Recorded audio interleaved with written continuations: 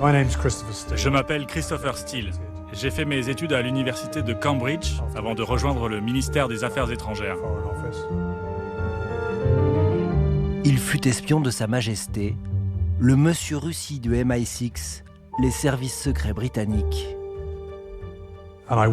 J'ai travaillé comme professionnel du renseignement et comme diplomate au sein du gouvernement pendant 22 ans.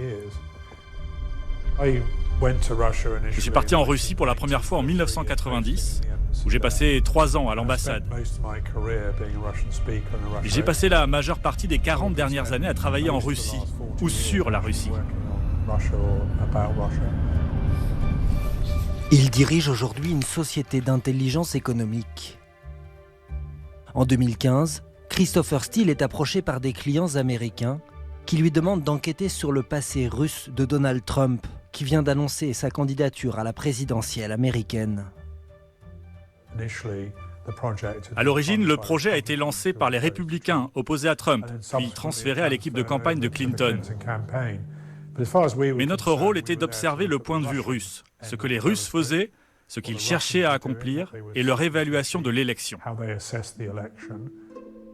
Christopher Steele active ses contacts en Russie pour chercher des informations sur d'éventuels liens entre Trump et le Kremlin. Il rédige des notes, semaine après semaine, et fait ce constat accablant. Le régime russe a cultivé, soutenu et assisté Trump depuis au moins 5 ans. Le FSB a suffisamment compromis Trump par ses activités à Moscou pour pouvoir le faire chanter. Le conseiller de Trump, Carter Page, a participé à des réunions secrètes à Moscou. Un intime du Kremlin insiste sur l'importance de l'avocat de Trump dans les relations secrètes avec la Russie. Christopher Steele écrit même que les services russes disposent d'une vidéo à caractère sexuel tournée dans une chambre d'hôtel à l'insu de Donald Trump en compagnie de prostituées en 2013. Des informations brutes qui auraient dû rester secrètes, mais qui vont être publiées comme telles par le site d'information BuzzFeed à 10 jours de l'investiture de Donald Trump en janvier 2017. C'est potentiellement explosif. BuzzFeed a pris la décision controversée la nuit dernière de publier le dossier complet d'un ancien membre des services britanniques. And that's something that Nazi Germany would have done and did do. I think it's a disgrace. That information that was false and fake and never happened got released to the public. As far as BuzzFeed, which is a failing pile of garbage, writing it, I think they're going to suffer the consequences. They already are. Le dossier Steele a été très critiqué, et pas seulement par Donald Trump. 8 ans après sa divulgation, son auteur reste pourtant persuadé de la solidité de ses informations. Le format est inhabituel, même pour nous, car il s'agit de renseignements bruts. Et il n'a même pas été conçu pour être publié tel quel. Il ne contient pas d'analyse détaillée, même si, bien sûr, nous en avons vérifié une bonne partie avant de le donner aux clients. Il y a beaucoup de dates, de déplacements de personnes. Tout ça a été plutôt bien vérifié. Donald Trump a poursuivi Christopher Steele en 2023 devant les tribunaux britanniques. Il a été débouté. Mais l'attitude du président américain vis-à-vis de Poutine ne cesse aujourd'hui encore d'interroger. Il est très curieux et illogique pour un être humain intelligent qui analyse Poutine et son bilan de penser pouvoir lui faire confiance. Le fait que Trump soit prêt à affirmer qu'il apprécie et fait confiance à Poutine est donc très étrange et très suspect. Je dirais que l'attitude de Trump envers Poutine est singulière. Alors comment expliquer la relation entre Trump et Poutine ? Trump pense que lui et Poutine sont amis. Je pense qu'il est plus probable que Trump remplisse la fonction que Lénine appelait autrefois celle d'idiot utile. Que savent les services russes des activités du milliardaire ? Trump ne veut pas être blessé par Poutine. Il est prudent. Il ne veut pas avoir d'ennui. A-t-il été recruté ou approché par le KGB ? Il a commencé à devenir un contact dans les années 80, mais ça n'a porté ses fruits que lorsqu'il est devenu président. Retour sur 40 ans d'une relation complexe entre le businessman de New York et les hommes du Kremlin.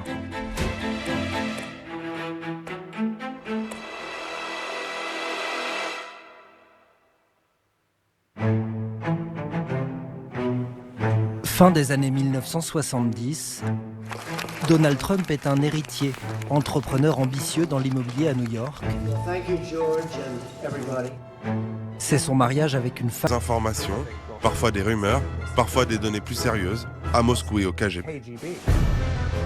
À New York, les affaires de Donald Trump se développent et en parallèle, ses liens avec des intérêts russes. J'ai commencé à me pencher sur ses liens avec la mafia russe.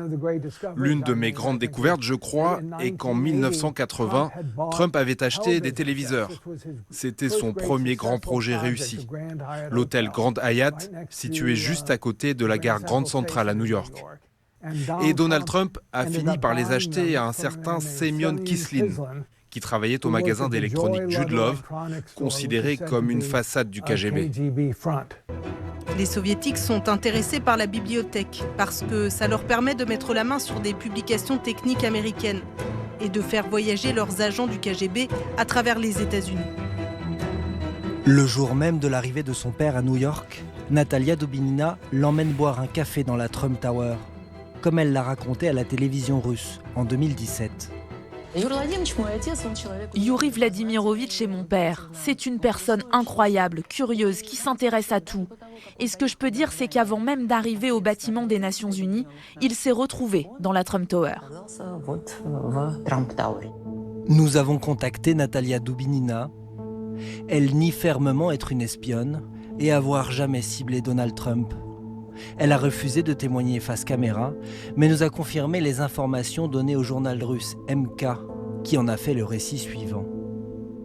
Le diplomate soviétique fut tellement impressionné par le gratte-ciel qu'il décida à tout prix de rencontrer personnellement son créateur. Pour ce faire, il ne lui restait plus qu'à entrer dans le bâtiment et à prendre l'ascenseur, ce que firent les Dubinines. C'est un diplomate, un rêveur. Et lui qui est un patriote dans le meilleur sens du terme, en voyant cette Trump Tower, il a immédiatement imaginé la même tour, en face du Kremlin. Et pourquoi pas? Mon père était destiné à un rôle dont il était vraiment capable et qu'il appréciait. Trouver une nouvelle forme d'interaction avec les États-Unis. Et d'une manière ou d'une autre, établir la confiance. La suite est racontée par Donald Trump lui-même dans son célèbre livre « L'art du deal ». L'idée est apparue lors d'un déjeuner où je me suis retrouvé à la table de l'ambassadeur soviétique. De fil en aiguille, on s'est retrouvé à parler de construire un grand hôtel de luxe en face du Kremlin, en partenariat avec le gouvernement soviétique. Quelques mois plus tard, il reçoit une lettre d'invitation officielle et s'envole pour Moscou au mois de juillet. Le voyage est pris en charge par l'agence officielle Intourist, qui organise le séjour des visiteurs étrangers en URSS. Tout le monde sait que c'est le KGB qui dirigeait Intourist. Il existe des preuves accablantes que le premier voyage de Trump à Moscou a été organisé par le KGB. Ensuite, j'ai parlé à d'anciens agents de renseignement soviétiques qui m'ont dit que c'était la procédure standard, qu'ils ciblaient toute une série de personnes, et que la première chose qu'ils faisaient, c'était amener la cible à Moscou, où elle pouvait être mise sur écoute, testée, profilée, suivie, etc. Trump et sa femme Ivana sont logés à Moscou, à 2 pas de la place Rouge.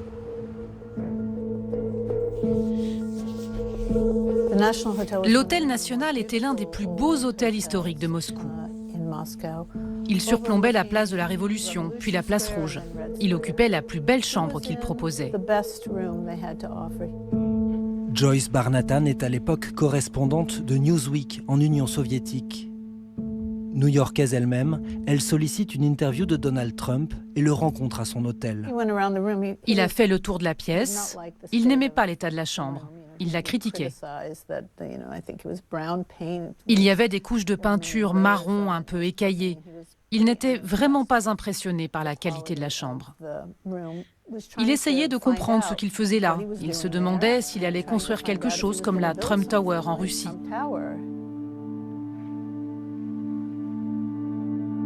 Notre impression, c'était que les Russes voulaient qu'il vienne à Moscou pour voir s'il était prêt à construire quelque chose comme la Trump Tower de New York. Trump ne construira pas de Trump Tower à Moscou. Quel sens alors donner à ce voyage?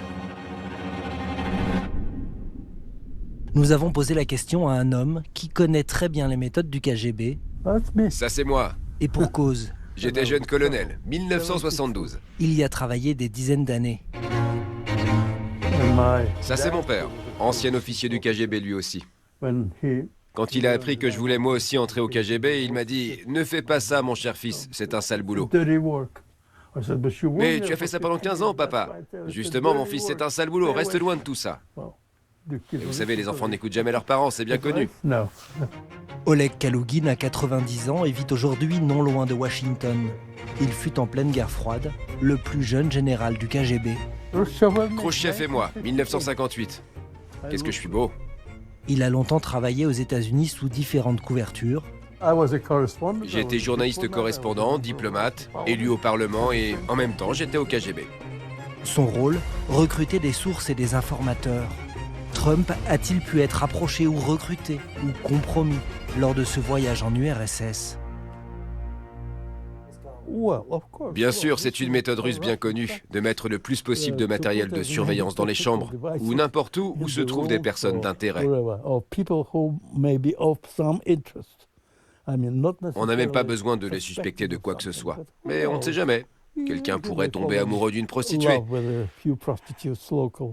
Ça peut toujours servir pour l'approcher, peut-être le recruter. Les Russes savent monter des compromates.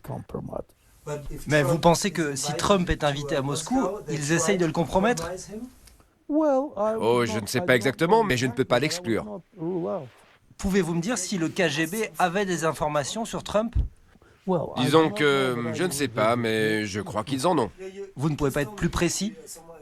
Écoutez, il y a des choses dont je suis au courant, mais je ne vais pas vous en parler.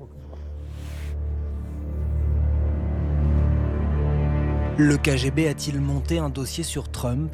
Aucune preuve matérielle ne permet de l'affirmer, et les avis divergent. Oui, il est allé à Moscou. Oui, il souhaitait faire des affaires à Moscou. Les Soviétiques étaient ravis de le recevoir et d'écouter ce qu'il avait à dire. Mais je ne suis pas un adepte des théories du complot, et je n'accepte aucune des idées selon lesquelles, d'une manière ou d'une autre, il le tenait, le manipulait ou le contrôlait. Il n'y a juste aucune preuve de cela. Je pense que c'était un piège. Je ne pense pas qu'ils aient jamais eu sérieusement l'intention de construire une Trump Tower sur la place Rouge. Mais Donald Trump est extrêmement sensible à la flatterie. Qu'est-ce qui se passe quand on essaie de recruter quelqu'un? Que recherche-t-on? Quelqu'un d'extrêmement narcissique. Quelqu'un qui soit sensible aux belles femmes et qui puisse être vulnérable pour le compromettre. En tout cas, quelques mois après son retour de Moscou, Donald Trump achète une page de publicité dans 3 journaux américains pour prendre une position politique plutôt surprenante. Une lettre ouverte de Donald Trump sur pourquoi les États-Unis devraient cesser de payer pour défendre des pays qui ont les moyens de se défendre eux-mêmes. Il a en substance appelé à la fin de l'OTAN. Il affirme que nous payons trop cher, que nous nous faisons arnaquer. C'est tout simplement extraordinaire. À l'époque, l'OTAN n'a jamais vraiment suscité de controverse. Aux États-Unis, les démocrates comme les républicains ont toujours soutenu l'OTAN. Et voilà que Donald Trump prend la position de l'Union soviétique immédiatement après son retour de Moscou. Une prise de position politique alignée sur les intérêts soviétiques. Et en parallèle, une manne providentielle d'argent russe qui inonde les casinos de Trump. Du cash bienvenu, alors que ses investissements démesurés l'amènent régulièrement au bord de la faillite. Nous ne savons pas précisément combien d'argent de la mafia russe a coulé dans les comptes bancaires de Donald Trump. Ce que nous savons, c'est qu'il y en avait. Et l'un des chefs de la mafia, un certain Vyacheslav Ivankov, vivait dans la Trump Tower et y avait acheté un appartement. Le FBI le recherchait et ils ont passé 3 ans à sa poursuite et l'ont finalement localisé dans la Trump Tower. Il s'agissait donc d'une sorte de lien financier mais aussi personnel. Trump était comme un contact pour la mafia russe, utile pour trouver un logement ou pour blanchir des fonds.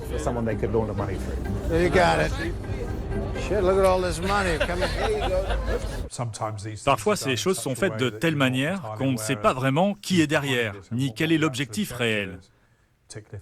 Surtout s'il s'agit de transferts monétaires, d'achat de biens ou autres. Parmi les événements étranges dans les liens de Trump avec la Russie, il y a l'achat d'une maison en Floride en 2008 par un oligarque russe pour le double de sa valeur. De l'argent qui a permis à Trump de rembourser des dettes et d'éviter la faillite. La mafia, les oligarques et jamais loin derrière, le pouvoir et les services secrets russes. Le scénario va se répéter en 2013. Nouvelle visite de Trump à Moscou, cette fois-ci à l'occasion du concours de Miss Univers.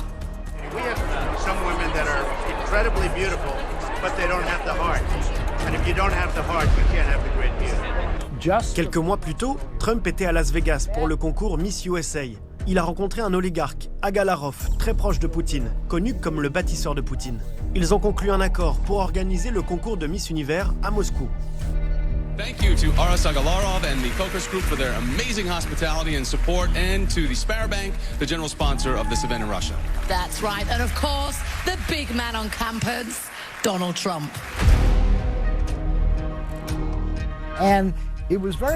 Il était clair que l'objectif principal de Trump était de rencontrer Poutine.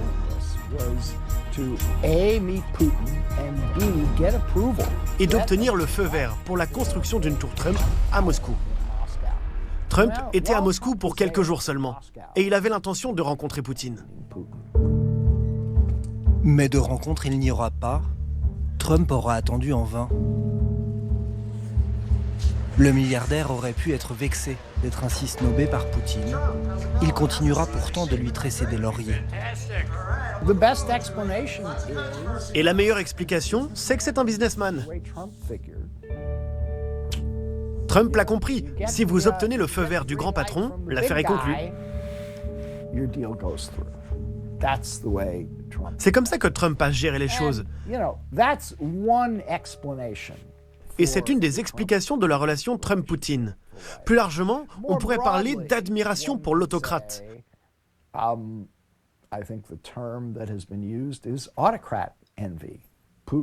Poutine dirige la Russie comme Trump voudrait diriger l'Amérique.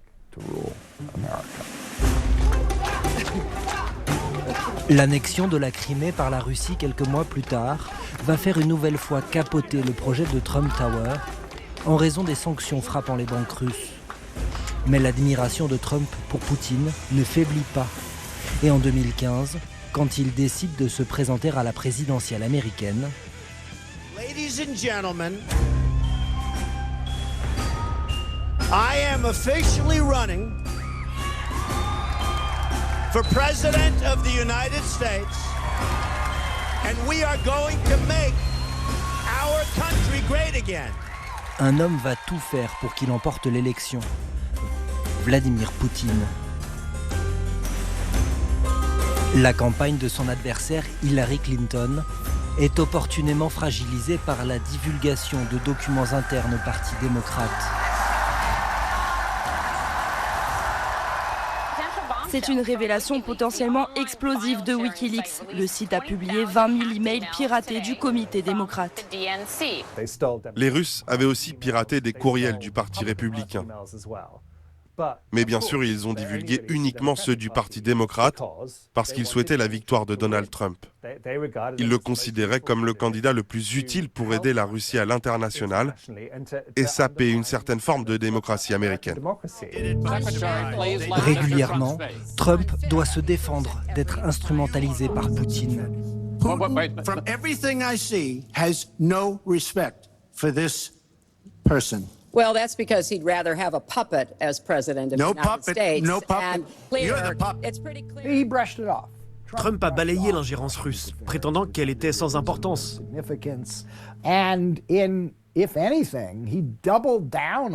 Mais pire, il en a redemandé. Dans ce qui est probablement la tentative la plus éhontée de collusion avec les Russes.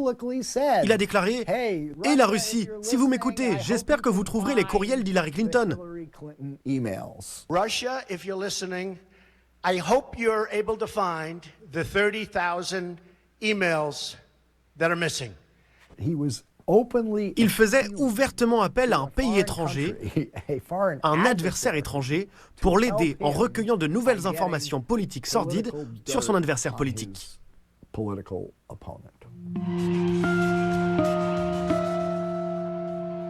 Les Russes vont écouter Trump en divulguant ses nouveaux emails piratés au meilleur moment pour lui. 7 octobre 2016, la presse américaine diffuse une archive accablante. On y entend Donald Trump tenir des propos grossiers.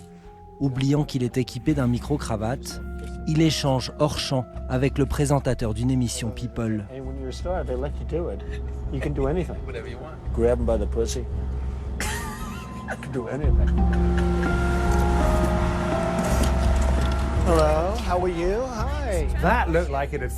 On pensait qu'il en était fini de la candidature de Donald Trump. Mais bien sûr, les Russes sont arrivés à sa rescousse. Ils ont une nouvelle fois publié des dizaines de milliers de courriels du Parti démocrate, volés par des espions militaires à Moscou. Cette explosion médiatique a escamoté la vidéo du scandale et a de nouveau focalisé l'attention sur Hillary Clinton. C'était un coup de génie, très efficace, très sombre, très brutal. Un mois plus tard, Donald Trump remporte l'élection. Parmi les conseillers qui vont se succéder à la Maison-Blanche, il y a John Bolton. Aux États-Unis, sa moustache est aussi connue que ses positions très dures vis-à-vis des ennemis de l'Amérique, comme l'Iran. C'est lui qui va se charger d'organiser la première rencontre au sommet entre Trump et Poutine. Trump voulait que Poutine vienne à Washington, Poutine voulait que Trump vienne à Moscou. On savait comment ça allait se terminer, ce serait une ville européenne neutre. Nous avons convenu d'Helsinki car c'est là que s'était tenu le dernier sommet entre Bush et Gorbatchev. À l'issue d'un long entretien en tête-à-tête, les deux chefs d'État tiennent une conférence de presse commune. Il avait annoncé qu'il allait confronter Poutine à ses accusations d'ingérence dans la campagne présidentielle de 2016. Et à la fin, bien sûr, Poutine a nié que la Fédération de Russie ait joué un rôle quelconque dans l'élection. Et Trump a déclaré, à la stupéfaction générale, qu'il croyait Vladimir Poutine plutôt que les services de renseignement américains. President Putin, he just said it's not Russia. I will say this, I don't see any reason why it would be. So I have great confidence in my intelligence people, but I will tell you that President Putin was extremely strong and powerful in his denial today. C'était un moment dingue. Je n'avais jamais rien vécu de tel de toute ma carrière. L'important pour nous, sur le moment, était de ne pas montrer de réaction car la presse était assise juste derrière nous. Une tempête médiatique avait éclaté. Nous lui avons parlé pendant une grande partie du trajet retour à Washington à bord d'Air Force One. Et d'ailleurs, le lendemain, il a dit « Vous savez, je me suis peut-être mal exprimé ». Et il a fait quelque chose de très inhabituel, admettre une erreur. Sauf que personne dans la presse ne l'a cru. John Bolton quitte la Maison-Blanche avec fracas un an plus tard. Le premier mandat de Trump est marqué par les démissions de conseillers et empoisonné par l'enquête russe, menée à la demande de la justice américaine sur les soupçons de collusion entre Trump et le Kremlin. L'enquête russe dirigée par Mueller a révélé de nombreuses preuves accablantes de contact entre des personnes proches de Trump et le Kremlin. Elle a également révélé de nombreux éléments tout aussi accablants sur les tentatives de Trump d'entraver l'enquête sur ses liens avec la Russie. Mais en fin de compte, Mueller n'a pas pu établir l'existence d'une conspiration, ce qu'on aurait appelé une collusion.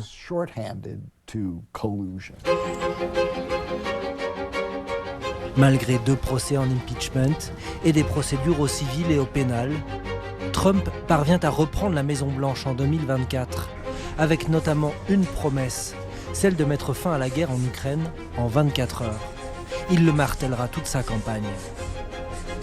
If I'm president, I will have that war settled in one day, 24 hours. How would you settle that war in one day? because I'll meet with Putin, I'll meet with Zelensky. They both have weaknesses and they both have strengths. And within 24 hours, that war will be settled. It'll be over. It'll be absolutely over. Do you want Ukraine to win this war? I don't think in terms of winning and losing. I think in terms of getting it settled so we stop killing all these people and breaking down this country. Le 12 février 2025, Donald Trump et Vladimir Poutine se parlent au téléphone. Une première pour un président américain depuis l'invasion de l'Ukraine par la Russie 3 ans plus tôt. Maintenant que Trump est de retour à la Maison-Blanche pour un second mandat, il n'y a plus aucun adulte dans la pièce. Il est comme un roi. Et personne ne dit au roi qu'il a tort, qu'il est fou ou qu'il délire. Et malheureusement, Trump vit désormais dans cette sorte de réalité fictive et inversée, où l'Ukraine a attaqué la Russie plutôt que la Russie a attaqué l'Ukraine, où Zelensky est un dictateur et Poutine un démocrate. Trump qui reprend les arguments de Poutine sur les responsabilités de la guerre. Et que dire de cette édifiante scène d'humiliation le 28 février dernier dans le bureau ovale. You're gambling with the lives of millions of people. You're gambling with World War III. You're gambling with World War III.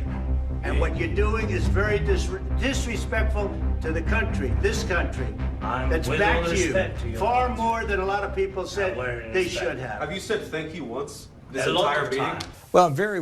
Je suis très inquiet pour l'Ukraine car je pense qu'elle est réellement désavantagée tant que les principales négociations se déroulent entre Trump et Poutine. Et je pense que les dommages causés par Trump à l'OTAN sont très graves. Mais du point de vue russe, je ne pense pas qu'on puisse imaginer meilleur président que Trump, vu son comportement. Les services russes observent Donald Trump et voient en lui l'opération la plus réussie de l'histoire de l'espionnage soviétique et russe. Voilà un président américain qui accomplit des choses dont rêvait l'Union soviétique, mais qu'elle n'a jamais pu réaliser. Il démantèle l'Amérique en tant que superpuissance et la transforme en une étrange entité plus petite, en guerre avec l'Europe, avec une grande partie du monde, qui impose des tarifs douaniers, etc. C'est le paradis du KGB. Poutine, lui, peut se contenter de regarder tout cela se dérouler. Il n'est pas du genre à sourire, mais là, il peut contempler la scène en souriant. Dès son arrivée à la Maison-Blanche, Donald Trump a démantelé nombre de ses administrations, dérouté ses alliés historiques et affaibli l'Ukraine. Vladimir Poutine, pour sa part, ne vacille pas et continue de pousser ses pions. God bless you and God bless America. Thank you, everybody. Thank you.